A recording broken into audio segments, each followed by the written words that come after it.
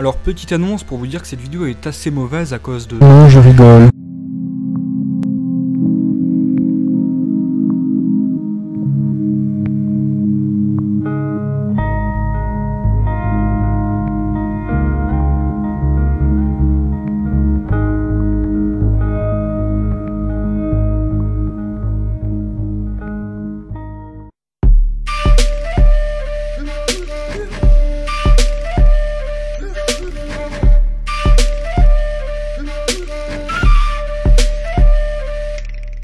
Bonne Nuit Poun Poun est un manga d'Inyo Asano de 13 volumes, nous contant la vie de Poun Poun dessiné sous les traits d'un oiseau, de l'enfance à l'âge adulte. Bien entendu, vous commencez à me connaître, une œuvre où rien ne paraît à première vue étrange va forcément se diriger vers une direction déprimante. Mais je vous rassure, c'est aussi le cas de Bonne Nuit Poun Poun. Inyo Asano est un mangaka que j'affectionne tout particulièrement. Présentant son premier travail à 17 ans seulement, il va en quelques années se faire une place dans le manga, devenu selon moi un incontournable. Ces mangas, eux, sont dans un style slice of life, ou tranche de vie pour éviter les anglicismes.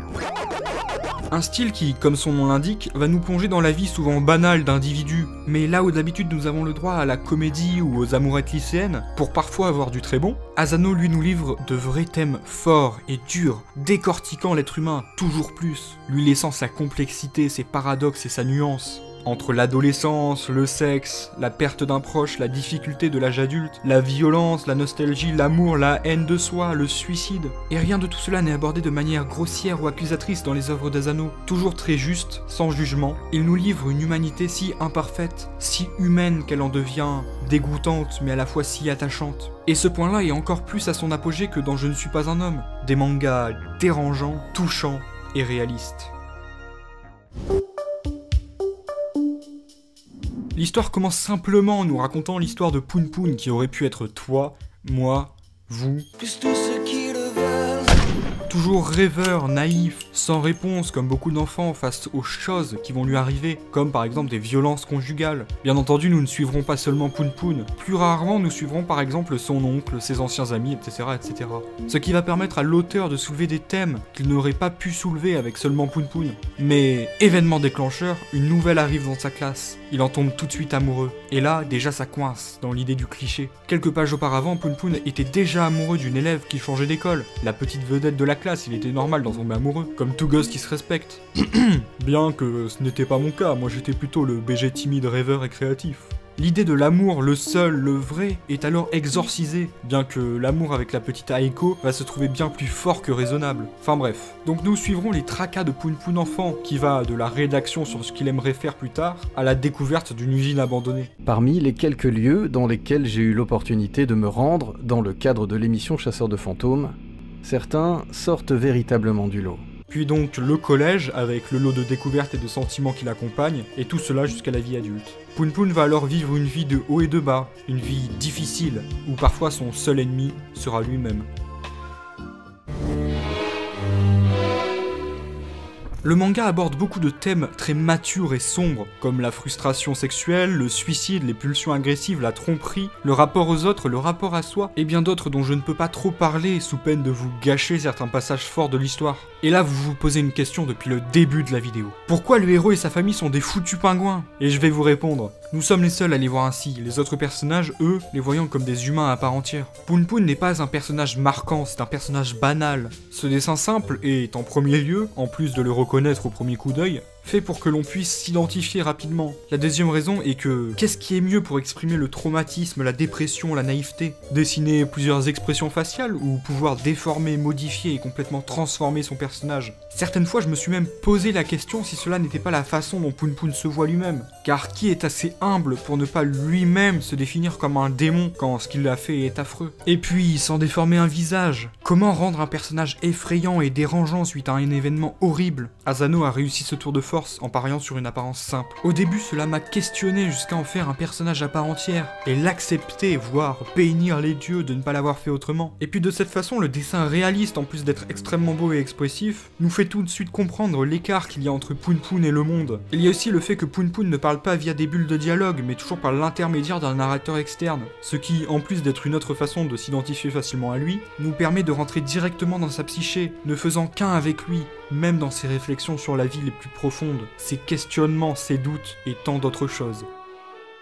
Worry, worry, worry, love is passing me by. Ceux qui l'ont lu doivent me crier dessus de ne pas en avoir parlé, mais Bonne Nuit Poun Poun est magnifique, extrêmement beau et communicatif jusqu'à dans ses dessins. D'ailleurs, ma première approche de l'œuvre fut en feuilletant le tome 10. Je suis tombé sur ses premières pages, et j'ai alors tout de suite lu l'intégralité de Bonne Nuit Poun Poun sur mon temps libre, jusqu'à violer mes heures de sommeil, pour en arriver à déprimer les 2 ou 3 semaines qui ont précédé ma lecture. Encore maintenant, dès que je vois une seule illustration de Bonne Nuit Poun Poun, un pincement se crée dans mon cœur, et j'ai tout de suite envie de le relire entièrement. Ça, c'était mon côté émotif. Est-ce que j'ai pleuré en lisant Bonne Nuit Poun Poun ? Bon d'accord, j'ai un peu mouillé des yeux. Mais je me suis retourné pour le faire, car je suis un goy du Nord, et il y a le côté on se tourne pour pleurer. Donc le dessin n'est pas froid à la manière de Je ne suis pas un homme, mais il est chaud. Tellement chaud qu'on se brûle assez souvent.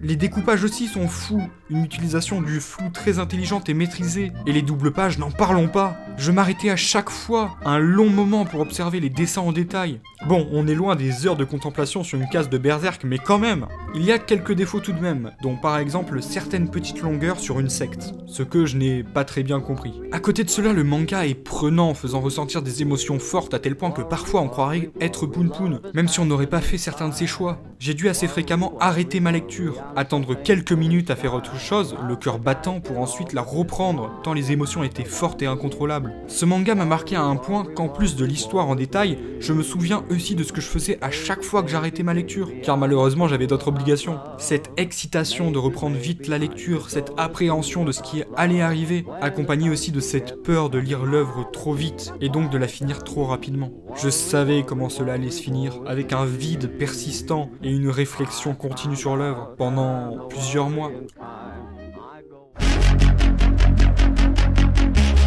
Lisez Bonne Nuit Poun Poun. Bon, faut vraiment que j'arrête de faire ça, hein. Bonne Nuit Poun Poun est un de mes mangas préférés. Après, normal que je vous présente pas des œuvres que je trouve mauvaises aussi. C'est aussi un des mangas qui m'a le plus bousculé. Il m'a mis une véritable claque. On joue à Saint-Denis.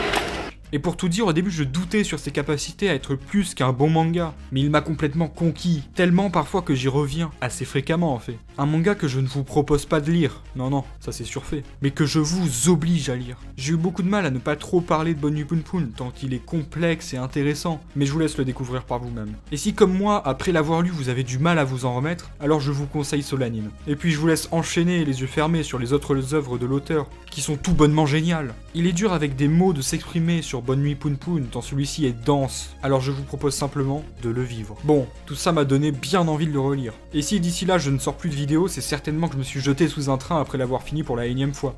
J'aime Naruto, j'aime One Piece, j'aime Bonne Nuit Poun Poun. Sur ce, lisez Bonne Nuit Poun Poun. Désolé, je pouvais pas m'en empêcher. Et n'oubliez pas, la célébrité d'une œuvre n'est pas un critère de qualité. Et oui, j'ai une passion pour Beethoven. Étonnant, non ?